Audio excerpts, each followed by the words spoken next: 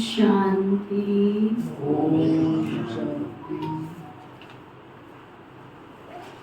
आज बाबा कहते मीठे बच्चे,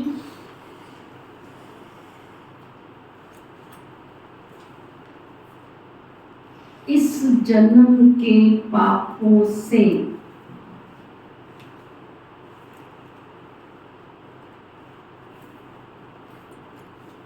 हल्का होने के लिए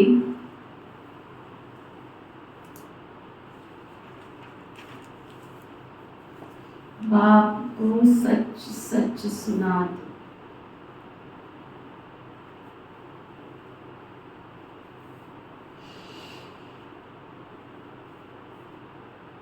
जो इस जन्म में किए वो तो याद है ना सब, इसलिए बाबा कहते सच सच छिपाओ नहीं, सच सच सुना दो। और पिछले जन्मों के विकर्मों को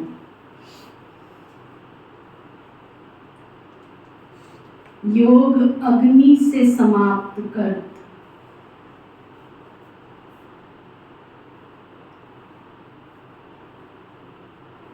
पिछले जन्म में जो किए 63 जन्म से,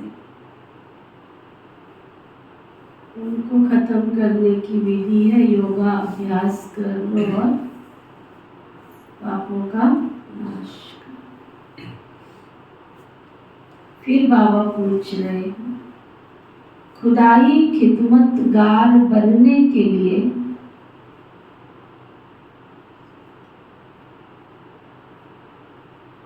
कौन सी एक चिंता कहें या फुरना कहें या लगन कहें चाहिए?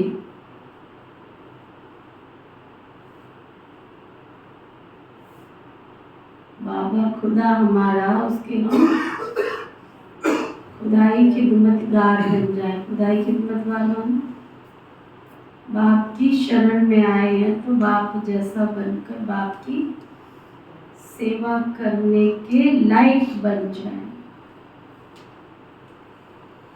तो कौन सी ऐसी ललक, कौन सा ऐसा लक्ष्य, कौन सा ऐसा फुरना चाहिए जो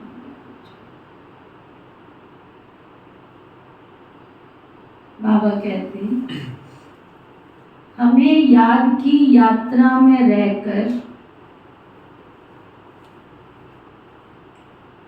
पावन जरूर बनना है।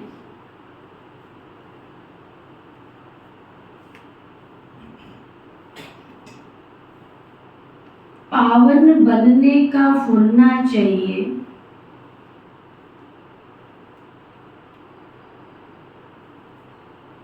यही मुख्य सब्जेक्ट है।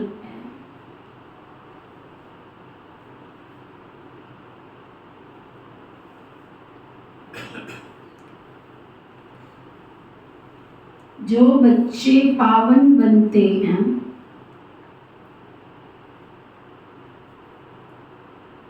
वही बाप के खिदमतगार बन सकते हैं।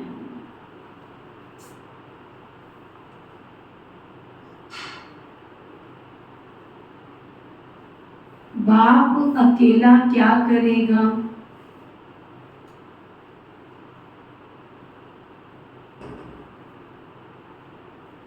इसलिए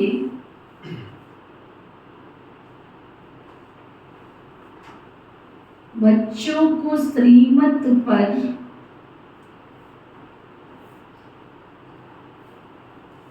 अपने ही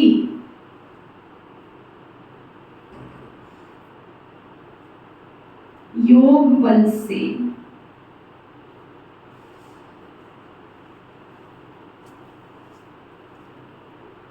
विश्व को पावन बनाकर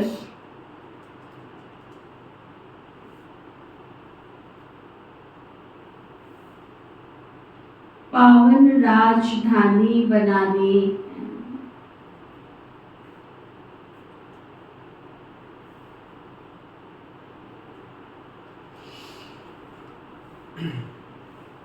पहले स्वयं को पावन बनाना है।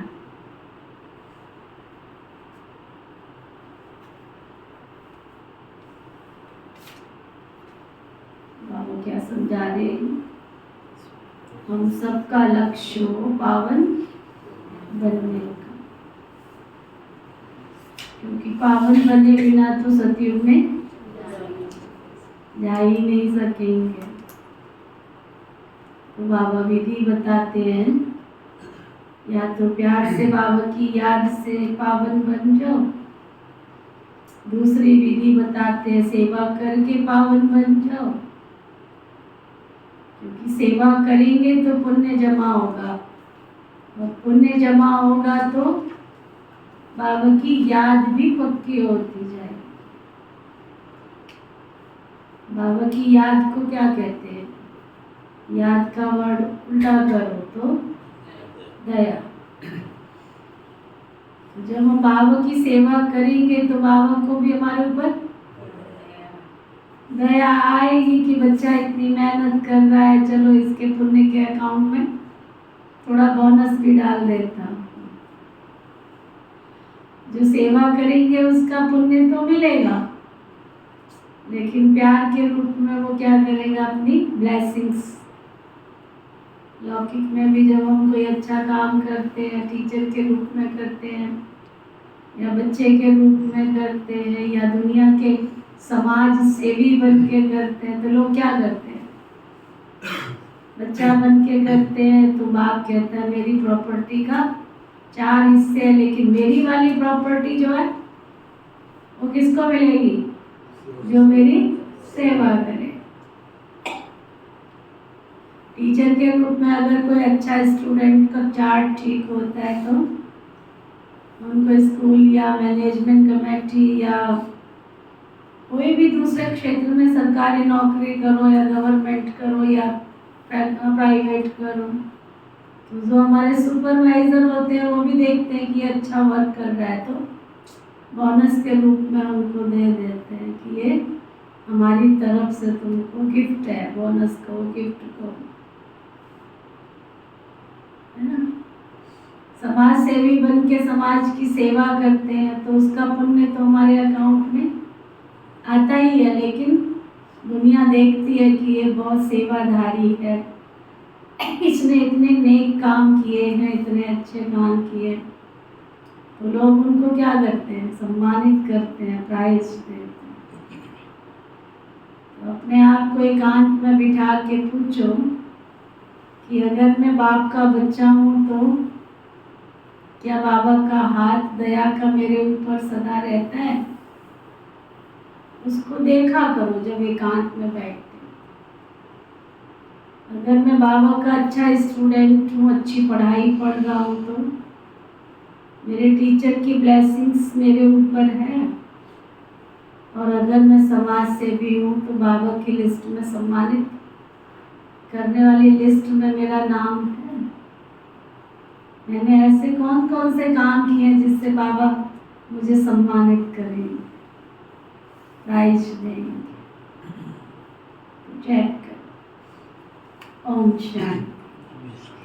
ये तो जरूर बच्चे समझते हैं कि हम बाबा के पास जाते रिफ्रेश होने के लिए। वहाँ सेंटर्स पर जब जाते हैं तो ऐसे नहीं समझ सकते। तो बच्चों की बुद्धि में बाबा मधुबन में है, बाबा की मुरली चलती है बच्चों के लिए। बच्चे समझेंगे हम जाते हैं मधुबन में मुरली सुनने के लिए। मुरली अक्षर श्री कृष्ण के लिए समझ लिया है, मुरली का अर्थ और कोई नहीं जानते। तुम बच्चों को अब अच्छी तरह से समझ आई है ना, बाबा ने समझाया है और तुम अनुभव करते हो। बरोबर हम बहुत बेसमझ बन पड़े थे। ऐसे कोई भी अपने को समझते नहीं हैं। यहाँ जब आते हैं तब निश्चय बुद्धि होते हैं और बाहर गए तो फिर वैसे ही बेसमझ बन पड़ते हैं। तुम सतयुग में कितने समझदार विश्व के मालिक थे, इतने समझदार थे, कितने समझदार थे। कितने आदमी कितने समझदार थे?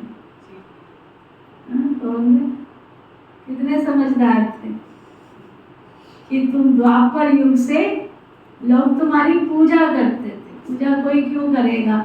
जब हम किसी से सुपीरियर होंगे तभी कोई हमको ऊंची दृष्टि से देखेगा ना। अगर हम कहीं जा रहे हैं तो कहेंगे दीदी आपको पता है ये सामने वाला व्यक्ति जो है ना शाहबाद का बहुत बड़ा व्यक्ति है।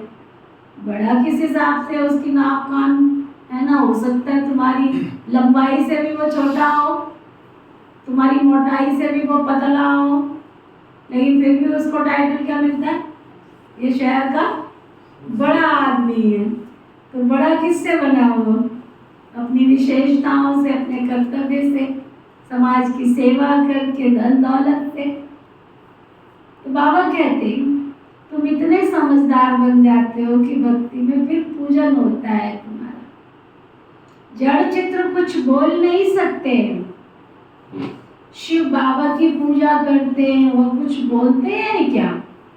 शिव बाबा तो एक ही बार आकर बोलते हैं। पूजा करने वालों को पता ही नहीं है कि ये ज्ञान सुनाने वाला इनको बेहद का बाप है। श्री कृष्ण के लिए समझते हैं उसने मुरली बजाई। जिसकी पूजा करते उनके ऑक्यूपेशन को बिल्कुल भी नहीं जानते हैं। ये पूजा आदि निष्फल हो ही जाएगी। बाबा कहते जब तक बाप आवे तुम बच्चों में कईयों ने वेद शास्त्र आदि कुछ भी नहीं पढ़े, अब तुम्हें बेहद का बाप सब कुछ सत्य सत्य पढ़ा रहे हैं। तुम समझते हो बरोबर सच्चा पढ़ाने वाला तो एक बेहद का बाप ही है। बाबा को ही कहा जाता है सत्य। नर से नारायण बनने की सच्ची सच्ची कथा बाबा सुनाते। सुबह सुबह क्या सुनने आते हो? सत्यनारायण की सच्ची सच्ची कथा। और वो भी कौन सुनाता है? खुद सत्य सत्यम जो ईश्वर है वो हमको आकर के सुनाते हैं। तो बाबा कहते हैं जड़ चित्र तो कुछ बोल नहीं सकते, शिव बाबा की पूजा करते हैं तो कोई वो बोलता है क्या? बाबा कहते अर्थ तो बिल्कुल ठीक है ना, सत्य बाप आते हैं नर से, अब तुमको नर से नारायण बनना है तो जरूर सतयुग स्थापन करेंगे ना।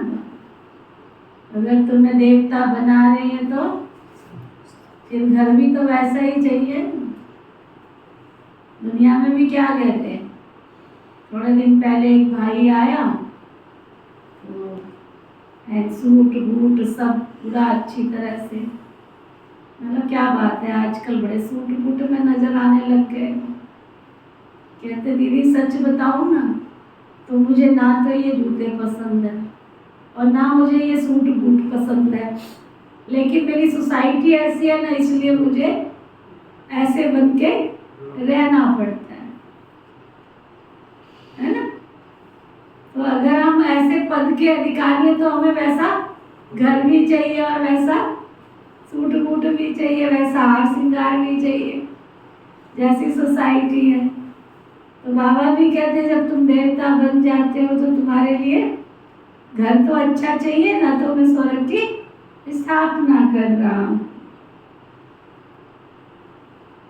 आजकल तो पार्टीज में भी लोग जाते हैं ना तो ड्रेस कोड कर देते हैं कि ऐसी ड्रेस ही तुमको पहन के आना, और अगर नहीं जाते हैं तो वॉचमैन वहाँ खड़ा होता है, वो कहता है तुमने जूते नहीं पहने, चप्पल में क्यों आए हो, जाओ वापस। वहाँ कोई रिश्तेदारी नहीं होती, कितना भी तुम कहो कि वो हमारे नज़दीक वाले हैं। आजकल सिस्टम बना दिया है। हमारे अम्बाला में एक भाई थे, किसी पार्टी में गए वो चंडीगढ़, वो भूल गए कि उन्होंने ड्रेस कोड किया हुआ है, तो वो अपनी जैसी ड्रेस पहनते हैं पार्टीज में जाते हैं वैसे उन्होंने पहन ली, तो उनको अंदर नहीं एंटर करने दिया। बहुत उन्होंने कहा कि भाई मैं तो उनका बहुत नज़दीक वाला हूँ, उनको बुला दो, कहते नहीं बुला सकते। देश में ना जी ड्रेस कोड है, तो ड्रेस कोड है जी। हाँ ड्रेस, एक मिनट एग्जांपल देता हूँ। हाँ कि अमेरिका में कोई डेथ हो गई थी, हाँ तो मेरा साला वहाँ गया, तो अपना सफेद चले जाते हैं, बिल्कुल तो बिल्कुल। वहाँ जब एंटर जैसे आप बता रहे हो एंटर होने लगा, तो उसने कहा sir please there is a dress code, आप जाओ अंदर ब्लैक ड्रेस पहनो उसके बाद जाओ। इनको उतरवा देते हैं और उनको वापस भेज दिया, नहीं जाने दिया उसने, ऐसा समय। तो बाबा कहते हैं कि मैं तुम्हारे लिए स्वर्ग स्थापन क्यों करता हूँ। लॉजिक बताया बाबा ने आज कि तुम बाबा के बच्चे बनते हो, तुम्हें तुमको पढ़ा के समझा के मैं तुमको समझदार बना देता हूँ। तो जब तुम समझदार बन जाते हो तो तुम्हारे लिए घर वर सब कुछ वैसा चाहिए ना, तो मैं ऐसी नई दुनिया तुम्हारे लिए स्थापन करता हूँ। पुरानी दुनिया कलयुग थोड़े ही बनेगी। कथा सुनने समय ये कोई बुद्धि में नहीं होता कि हम नर से नारायण बनेंगे। अभी तुमको नर से नारायण बनने का राज योग सिखलाते हैं, ये कोई भी नई बात नहीं है। बाबा कहते मैं कल्प आकर समझाता हूँ, युगे युगे कैसे आऊँगा, ब्रह्मा का चित्र दिखाकर तुम समझा सकते हो। ये रथ है, ये है बहुत जन्मों के अंत का जन्म पतित, अब ये भी पावन बनते, हम भी पावन बनते, सिवाय योग बल के कोई पावन बन नहीं सकता, विकर्म विनाश हो नहीं सकते। पानी में स्नान करने से कोई पाप नहीं बनते। ये है योग अग्नि। पानी होता है आग को बुझाने वाला, आग होती है जलाने वाली। तो पानी को कोई आग तो नहीं है ना जिससे तुम्हारे विकर्म विनाश होगा। और कितना गहरा राज बताया कि तुम्हारे ऊपर पाप लदे पड़े। अब मोटा सा एग्जाम्पल, आपके घर में किचड़ा है, आपने किचड़ा बाहर निकाल दिया, पानी से बहा के निकाला या जैसे मर्जी निकाला, या उठा के निकला, झाड़ू से निकाला, जैसे मर्जी निकाला। अब वो किचड़ा इकट्ठा हो गया एक जगह जाके, उसको क्या करोगे? उसको आग लगाओगे, क्योंकि किचड़े की ढेरी पानी से तो बहने वाली नहीं है, उसको जलाना पड़ता है। कितना सुंदर लॉजिक बाबा ने दिया। ऐसे ही तुम्हारी आत्मा पर पाप है। अब पाप है तो वो गंगा में डुबकी लगाने से थोड़ी चलेंगे। उसके लिए तो तुम्हें योगाभ्यास करना पड़ेगा, अग्नि जलानी पड़ेगी। इसलिए गीता में योग को अग्नि कहा गया। योगाभ्यास कर लो, पापों का नाश कर लो। सबसे ज्यादा गुरु आदि इसने किए हैं, शास्त्र भी बहुत पढ़े हैं। इस जन्म में जैसे पंडित था ना, लेकिन उससे फायदा तो कुछ भी नहीं हुआ। पुण्य आत्मा तो बनते ही नहीं है और ही नीचे उतरते पाप करते आए हैं।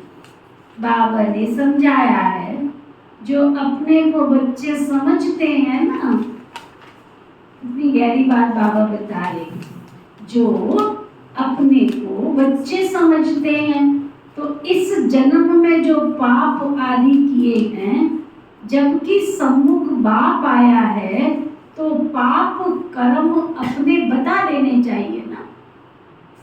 छिपने वाले तो है नहीं है, तुम जितना मर्जी छिपा लेना। पाप ऐसा काजल है, ऐसा काजल है कि वो अंधेरी कोठरी में भी जाकर बाहर निकल आ ही जाता है, छिपने वाला नहीं। बता देंगे तो बाबा कहते हैं हल्का जरूर हो जाएगा। इस जन्म में हल्के हो जाएंगे, फिर पुरुषार्थ करना है। जन्म जन्मांतर के पाप कर्म का बोझा जो सिर पर है उसको उतारना है।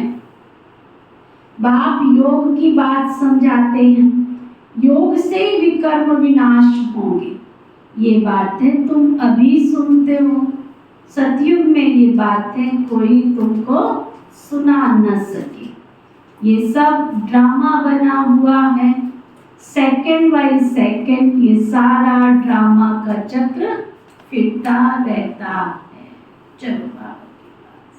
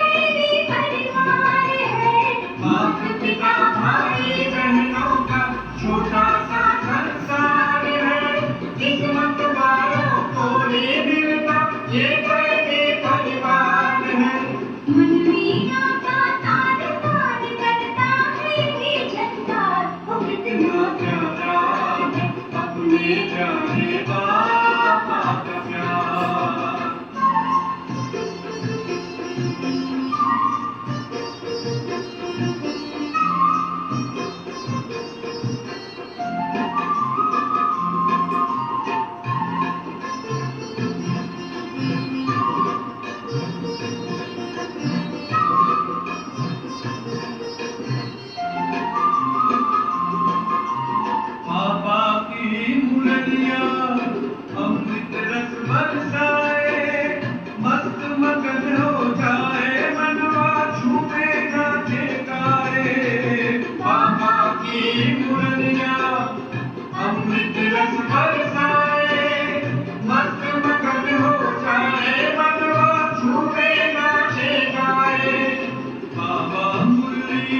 तीनों अपने हैं संसार, वो कितना प्यारा है, वो कितना प्यारा है, अपने प्यारे बाबा का प्यार, वो कितना प्यारा है, अपने प्यारे बाबा का प्यार, इसमें खुशियाँ हैं बाबा, इसमें जन्नत की बहार, वो कितना प्यारा है, वो कितना प्यारा है, वो कितना प्यारा है, अपने प्यारे बाबा का प्यार।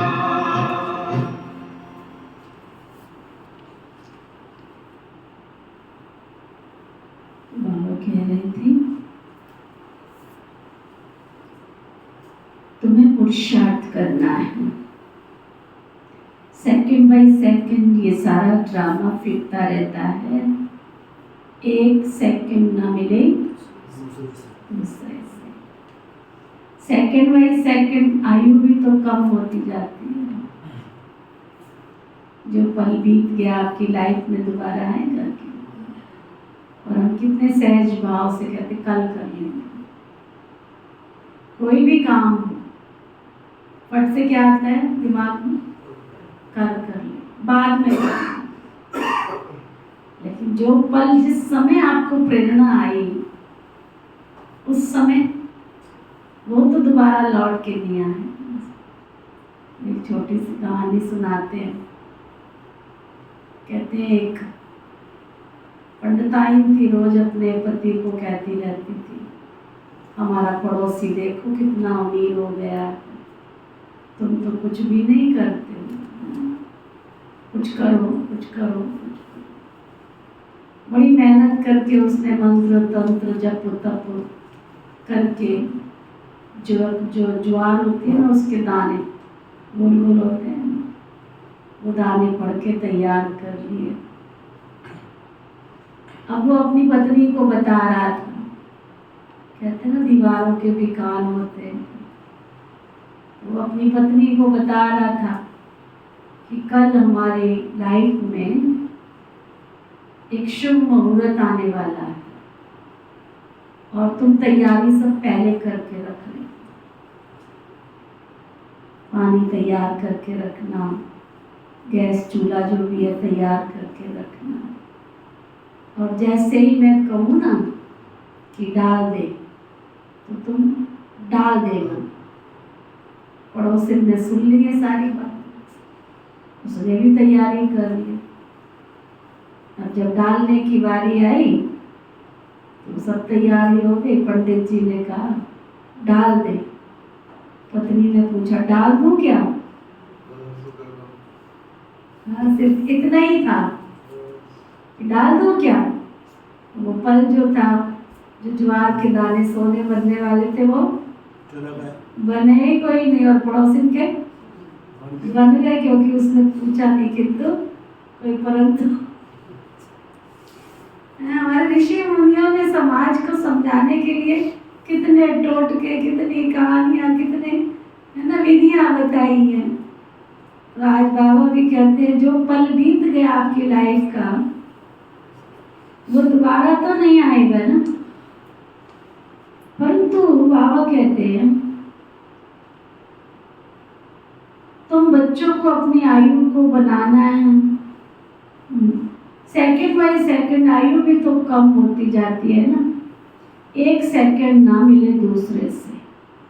अभी तुम आयु को कम होने से ब्रेक देते हो और आयु से योग बढ़ाते हो। अब तुम बच्चों को अपनी आयु को बढ़ाना है योग बल से। योग के लिए बहुत जोर देते हैं परंतु कई समझते नहीं हैं। कहते बाबा हम भूल जाते हैं, तब बाबा कहते हैं योग कोई और बात नहीं है, ये है याद की यात्रा।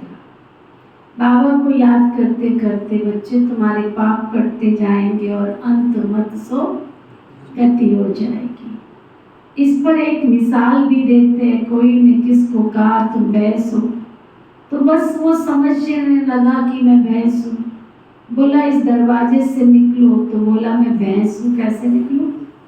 सचमुच वो भैंस बन गया। ये एक मिसाल बैठकर समझाया है, बाकी ऐसा कोई होता नहीं। ये कोई यथार्थ मिसाल नहीं है, हमेशा रियल बात पर मिसाल दिया जाता है।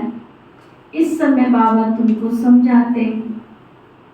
उनके फिर भक्ति मार्ग में त्योहार बनाए जाते हैं, कितने मेले मलाखड़े आदि होते हैं। बाकी इस समय जो कुछ होता है उनके त्योहार बन जाते हैं। तुम यहाँ कितने स्वच्छ बनते हो, मेले मलाखड़े में कितने मेले होते, मैले हो जाते हैं। शरीर को मिट्टी, कई तो शरीर को मिट्टी भी मलते रहते हैं, समझते हैं हमारे पाप कट जाएंगे। बाबा कब खुद ये सब किया हुआ भी। नासिक में पानी बहुत गंदा होता है, वहाँ जाकर मिट्टी मलते रहते हैं, समझते हैं हमारे पाप नाश हो जाएंगे। फिर उस मिट्टी को साफ करने के लिए पानी ले आते हैं। विलायत में कोई बड़े महाराजा आदि जाते थे तो गंगा जल का मटका साथ ले जाते थे, तो स्टीमर में फिर वही पानी पीते थे। आगे एरोप्लेन मोटर आदि थे ही नहीं। 100-150 वर्षों में देखो क्या से क्या बन गया। सतयुग आदि में ये साइंस आदि काम में आती है, वहाँ तो महल आदि बनाने करने में देरी नहीं लगती। अभी तुम्हारी बुद्धि पारस बुद्धि बनती है तो सब काम सहज कर लेती है। जैसे यहाँ मिट्टी की ईंटें बनती हैं, वैसे वहाँ सोने की बनती हैं। इस पर एक माया मच्छंदर का खेल दिखाते हैं। ये तो जैसे नाटक बनाए हैं दिखाने के लिए। बरोबर स्वर्ग में सोने की ईंटें होती हैं, उसको कहा ही जाता है गोल्डन एज। इसको कहा जाता है आयरन एज। स्वर्ग को सब याद करते हैं, चित्र में भी कायम है, कहते भी हैं आदि सनातन धर्म। फिर हिंदू धर्म कह देते हैं, देवता के बदले अपने आप को हिंदू कह देते हैं, क्योंकि विकारी हैं तो देवता कैसे कहेंगे। तुम कहीं भी जाते हो तो ये समझाते हो, क्योंकि तुम मैसेंजर पैगंबर। बाबा का परिचय हर एक को देना है। कोई तो झट समझेंगे कि ये बरोबर ठीक कहते हैं, दो बाप बरोबर है, कोई कह देंगे परमात्मा तो सर्वव्यापी है। तुम समझते हो एक से हद का वर्षा मिलता है, पारलौकिक बाप से बेहद का वर्षा मिलता है, वो भी 21 जन्म के लिए। ये ज्ञान भी अभी है, वहाँ ये ज्ञान नहीं रहता। संगम पर ही वर्षा मिलता है, जो फिर 21 पीढ़ी जन्म बाई जन्म तुम राज्य करते हो, तुम सारे विश्व के मालिक बनते हो। ये तुमको अभी मालूम पड़ा है। जो पक्के निश्चय बुद्धि है ना, उनको कोई संशय उठाने की बात नहीं है। बेहद के बाप से बेहद का वर्षा मिलता है। शिव बाबा आएंगे तो जरूर वर्षा देते होंगे, इसलिए बाबा कहते हैं ये बैज है ना, ये बहुत अच्छा है, इसे सदा लगा कर रखना चाहिए। क्या सुना सबने? किन्होंने लगा रखा है? जिन्होंने बैज लगाया हुआ है वो खड़े हो जाओ, खड़े हो जाओ। क्लास में 2 धुरंधर विद्वान, तीसरा भी है, चलो चौथा भी है। अच्छा, देर से सुनाई पड़ता है। पूरी क्लास में 4 जने, बाकी सब प्ले केजी में पढ़ने वालों का बैच नहीं होता। जो छोटे छोटे बच्चे, उनका बैच नहीं होता है, होता है उनका भी। जो छोटे छोटे बच्चे जाते हैं उनकी बैच लगा होता है। तो तुम प्ले में भी नहीं बैठे हो क्या अभी तक? बाबा कहते ये बैच बहुत अच्छा है, इसे सदा लगा कर रखना चाहिए, बहुत सेफ्टी कवच है। बड़े दीदी मनमोहिनी जी कहते थे ये ताबीज है, ताबीज है। दुनिया में सुरक्षा के लिए क्या पहनते हैं? ताबीज पहनते हैं ना, तो ये तुम्हारा सुरक्षा कवच है, सदा लगा रहना चाहिए, सदा पड़ा रहना चाहिए। इससे माया तुम्हारे पास कभी नहीं आएगी। कैसे नहीं आएगी? देखो बैच लगा होगा तो आपको गुस्सा आ रहा होगा ना, तो क्या होगा, ये बैच तुम्हारी सेफ्टी बन जाएगा। लोग क्या कहेंगे, तो ब्रह्मा कुमार तुम्हारी गुस्सा नहीं करनी। जब चाट पकौड़ी समोसे वो रेडी देखेंगे ना तो मन करेगा खाने का। बैच लगा होगा तो लोग क्या कहेंगे, देखो ये क्या खा रहा है, इसके बैच लगा होगा। तो ऐसी सुरक्षा कवच है हमारा।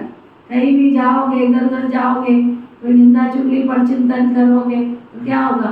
बैज लगा हुआ है तुम्हारा। ये क्या निंदा चुगली पर चिंतन की बातें कर रहे? किसी से लड़ाई झगड़ा करोगे, जोर से बोलोगे, कहेंगे ये बैज लगा रखा, वैसे तो शांति वाला है और अशांति फैला रखी है। तो ये हमारा धारणाओं को पक्का करने का क्या है? सुरक्षा कवच है। घर घर में मैसेज देना है, कोई माने या ना माने। क्या तुम्हारा प्रोग्राम कहाँ गया? शिवरात्रि का 2-4 लोगों ने कहा था बाद में करेंगे, तो बात ही हो गई ना। फिर बाबा से प्रॉमिस करते हो फिर मुकर जाते, गलत बात है ना। बाबा कहते हैं घर घर में बाबा का संदेश देना है। कोई माने ना माने, विनाश आएगा तो समझेंगे कि भगवान आया हुआ है। फिर जिन्हों को तुमने मैसेज दिया होगा ना, वो फिर याद करेंगे कि ये सफेद पोश वाले फरिश्ते कौन थे। सूक्ष्म वतन में भी तुम फरिश्ते देखते हो ना, तुम जानते हो मम्मा बाबा योग बल से ऐसा फरिश्ता बनते हैं तो हम भी बनेंगे। ये सब बातें बाप इसमें प्रवेश कर तुमको समझाते हैं, डायरेक्ट नॉलेज देते हैं। जो बाबा में नॉलेज है तुम बच्चों में भी है। जब ऊपर में जाते हो तो नॉलेज का पार्ट पूरा हो जाता है, फिर जो पार्ट मिला है वो सुख का पार्ट बजाते हैं और ये नॉलेज भूल जाती है। तो तुम बच्चे कहाँ भी जाते हो तो मैसेंजर की निशानी, ये बैज तुम्हारे साथ में लगा हुआ होना चाहिए। भले कोई तुम्हारी हंसी करे, तो कई भाई बहन क्या करते, दरवाजे में घुसते हैं फिर बैज लगा लेते हैं और बाहर निकलते हैं तो बैज उतार देते हैं। बाबा कहते ये क्या हो? इसको थोड़ी कहते बाबा की आज्ञा मानना। बाबा कहते भले तुम्हारी कोई हंसी करे, इस पर क्या हंसी करेंगे? तुम तो यथार्थ बातें सुनाते हो। ये बेहद का बाप है, उनका नाम है शिव बाबा, वो कल्याणकारी है। आकर स्वर्ग की स्थापना करते, ये है ही पुरुषोत्तम संगम युग। ये सारा ज्ञान तुम बच्चों को मिला है, इसको भूलना थोड़ा ही चाहिए। बाबा तो बिल्कुल सहज करके बताते हैं, चलते फिरते बाप और वर्षे को याद करना है। शांति धाम और सुख धाम तुम बच्चे यहाँ आते हो, मुरली सुनकर जाते हो, फिर क्या करो? डायरी लिख के बस ओम शांति। कई तो डायरी पीछे लिख के ही छोड़ जाते हैं, उनकी डायरियाँ ही संभालती रहती निजा दीदी, है ना। ये डायरियाँ भी पढ़ी है कितने दिन से, पता नहीं कौन बना के छोड़ के गया। तो ऐसे थोड़ा ही बाबा कहते हैं मुरली सुनते हो फिर जाके क्या करना है? कपिल भाई सुन रहे हैं? क्या सुन रहे हो? फिर जाके सबको सुनानी, कोई सुने ना सुने तुमने सुनानी ना। छोटी गीता पाठशाला बनानी है, सबको सुनानी है कि आओ सब बैठो, आज मैं तुमको सुनाता हूँ, आज मेरे बाबा ने क्या क्या तुमको आज्ञा दी है, सुनाओ। फिर उनको रस बैठेगा सुनाने, सुनते जाएंगे। एक भाई था राजस्थान में, उनके परिवार में 4 सदस्य थे। रात को सोने से पहले उनकी गीता पाठशाला चलती। वो कहते थे अड़ोसी पड़ोसी नहीं आते तो ना से। घर के 2 बच्चे हो गए, एक मियाँ बीवी हो गए, 4 जने तो है ना, उनमें से रोज एक टीचर बन जाता था, 3 स्टूडेंट बन जाते थे ना। मुरली जरूर पढ़नी है, मुरली जरूर सुनानी है। सुना के बाबा को याद करके ही सोते थे।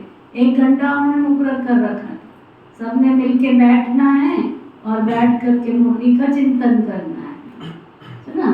तो बाबा कहते मुरली सुनकर जाते हो फिर सुनानी भी चाहिए। ऐसे थोड़ी कि सिर्फ एक ही ब्राह्मणी मुरली चलावे। ब्राह्मणी को आप समाज बनाकर तैयार करना चाहिए, तब बहुतों का कल्याण कर सकेंगे। अगर एक ब्राह्मणी कहाँ चली जाती है तो दूसरी क्यों नहीं सेंटर चला सकती? क्या धारणा नहीं की है क्या? स्टूडेंट को पढ़ने और पढ़ाने का शौक होना चाहिए। मुरली तो बहुत सहज है, कोई भी धारण कर क्लास करा सकते। यहाँ तो बाप बैठे हैं ना, बाप बच्चों को कहते कोई भी बात में संशय नहीं होना चाहिए। एक बाबा ही सब कुछ जानते हैं, एक ही हम ऑब्जेक्ट है, इसमें कोई प्रश्न पूछने की दरकार नहीं है।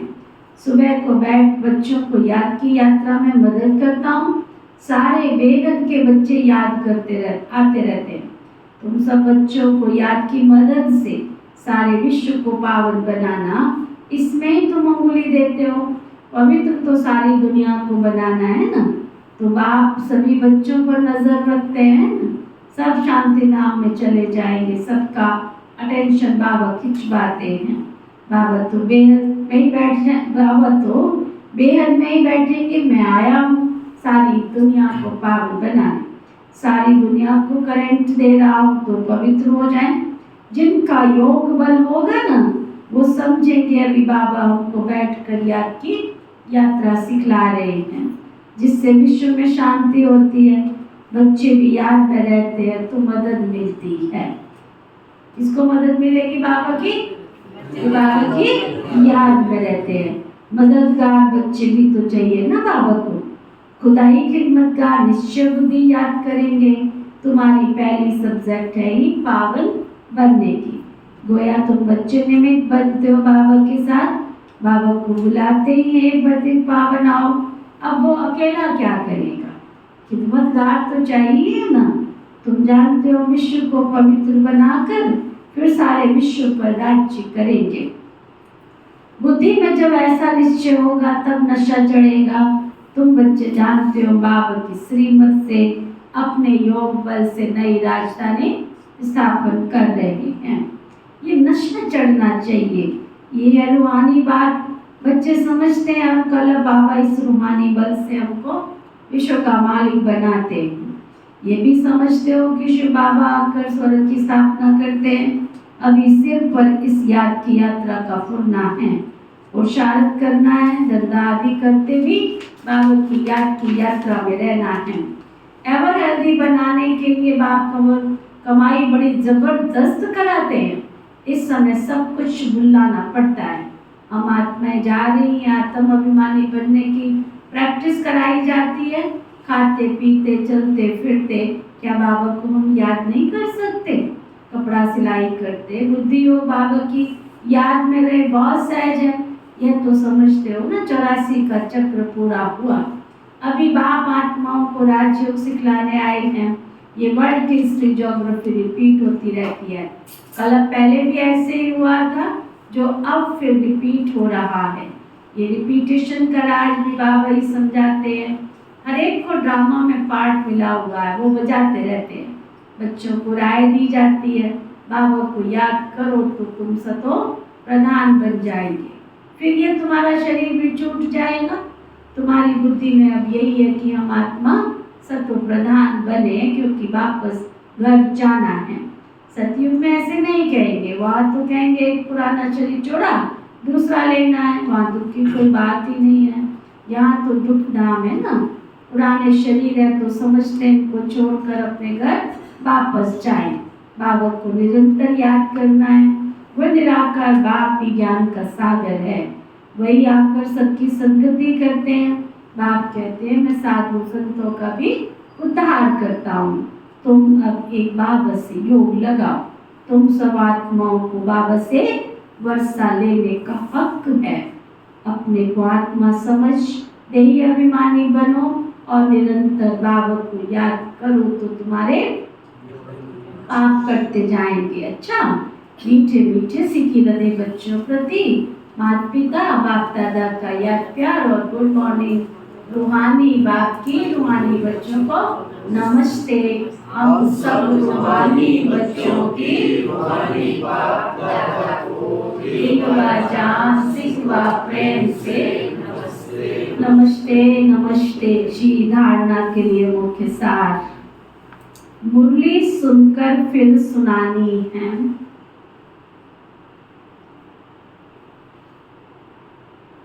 मुरली सुनकर फिर सुनानी भी है।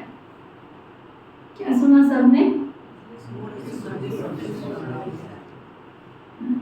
आप लोग कितने अच्छे हो, युगल सहित आते हैं भाई। एक दूसरे को लेके बैठ जाओ, उनको ही सुना लो।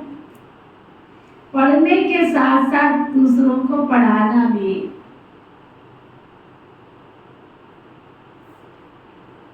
कल्याणकारी बनना है।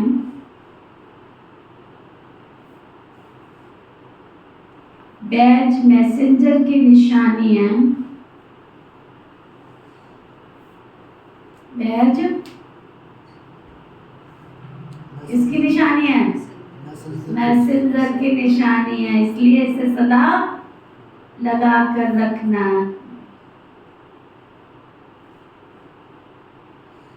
विश्व में शांति स्थापन करने के लिए याद की यात्रा में रहना।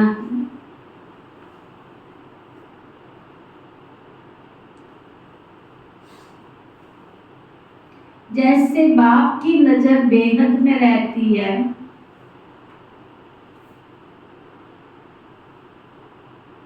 सारी दुनिया को पावन बनाने के लिए करंट देते हैं,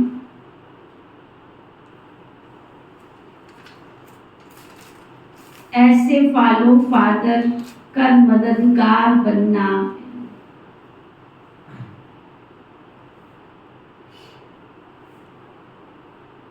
वरदान, सतगुरु प्यारे बाबा का वरदान, कर्म और योग के बैलेंस द्वारा कर्मातीत स्थिति का अनुभव करने वाले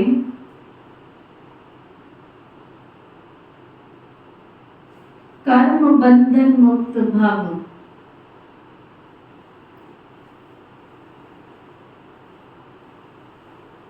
क्या बाबा ने वरदान दिया? कर्म और योग, कर्म भी करो और योग भी करो, दोनों का बैलेंस अगर रखेंगे तो क्या बन जाएंगे? कर्म बंधन मुक्त। जो कर्म बंधन आते हैं ना बार बार, कर्म के साथ साथ योग का बैलेंस हो तो हर कर्म में स्वतः ही सफलता प्राप्त होती है। कर्म योगी आत्मा कभी कर्म के बंधन में नहीं फंसती। कर्म के बंधन से मुक्त कोई कर्मातीत कहते हैं। कर्मातीत का अर्थ ये नहीं है कि कर्म से अतीत हो जाओ, कर्म से न्यारे नहीं, कर्म के बंधन में फंसने से न्यारे बनो। ऐसी कर्म योगी आत्मा अपने कर्म से अनेकों का कर्म श्रेष्ठ बनाने वाली होगी। उसके लिए हर कार्य मनोरंजन लगेगा, मुश्किल का अनुभव नहीं होगा। स्लोगन, परमात्मा प्यार ही समय की घंटी है। बहुत अच्छा स्लोगन बाबा दे रहे हैं, जो अमृत वेले नहीं उठते हैं। परमात्मा प्यार ही समय की घंटी है, जो अमृत वेले उठा देती है।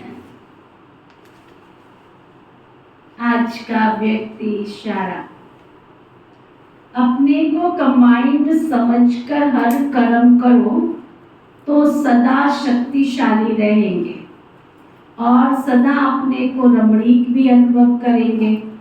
किसी भी प्रकार का अकेलापन महसूस नहीं करेंगे, क्योंकि भिन्न भिन्न संबंध के साथ रहने वाले सदा रमणीक और खुशी का अनुभव करते हैं। ओके, ओम शांति।